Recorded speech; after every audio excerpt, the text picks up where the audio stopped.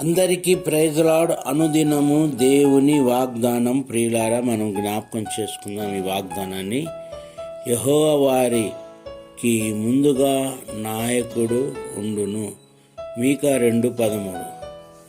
ఈ వాగ్దానాన్ని జ్ఞాపకం చేసుకున్నట్లయితే యెహోవా వారికి ముందుగా నాయకుడు ఉండును.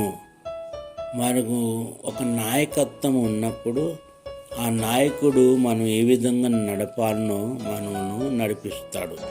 అందుకే దేవుడే వారికి నాయకత్వంగా ఉంటూ వారిని నడిపించినట్లు మనం 430 సంవత్సరాలు వారి జీవితంలో ఎన్నో చేదైన అనుభవాలు ఉన్నప్పటికీ కూడా దేవాది దేవుడు నాయకుడుగా, కాపరిగా, యజమానుడుగా, అధిపతిగా ఉంటూ రాత్రి అగ్నిస్తంభంగా, పగులు మేఘస్తంభంగా ఉంటూ వారికి కావలసిన ప్రతి అవసరత ప్రభు వారికి తీరుస్తూ వారిని నడిపించిన దేవుడుగా మనం ఎరిగి ఉన్నాం.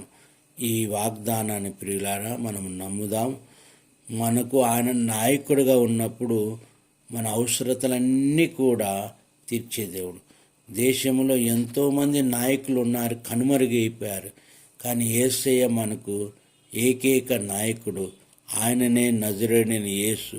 ఆయన మాట ఇచ్చాడనుకోండి, మర్చిపోడు. ఆయన నడిపించుటకు శక్తి కలిగిన దేవుడు. అట్టి వాగ్దానాన్ని నమ్ముదాం, విశ్వసిద్దాం. రాకడ కోసం మనందరినీ సిద్ధపరచుటకు కృప కలిగిన దేవుడు. దేవుడు మిమ్మల్ని దీవించును గాక. ప్రార్థన చేస్తాం. ప్రేమ కలిగిన తండ్రి, పరిశుద్ధాత్మను నీ వందనాలు. ఇదిగో ఈ ఉదయకాలం మీరు మాట్లాడిన ప్రతి మాటకి స్తోత్రం. యెహోవా వారికి ముందుగా నాయకుడుగా ఉండునన్నారు. అయ్యా, మీరు మాకు నాయకుడుగాను, కాపరిగాను, యజమానుడుగాను, అధిపతిగాను, అధికారిగా ఉంటూ మా అవసరతలన్నీ తీర్చి మమ్మల్ని నడిపించమని యేసయ్య నామమున అడుగుచున్నాము తండ్రి. ఆమేన్.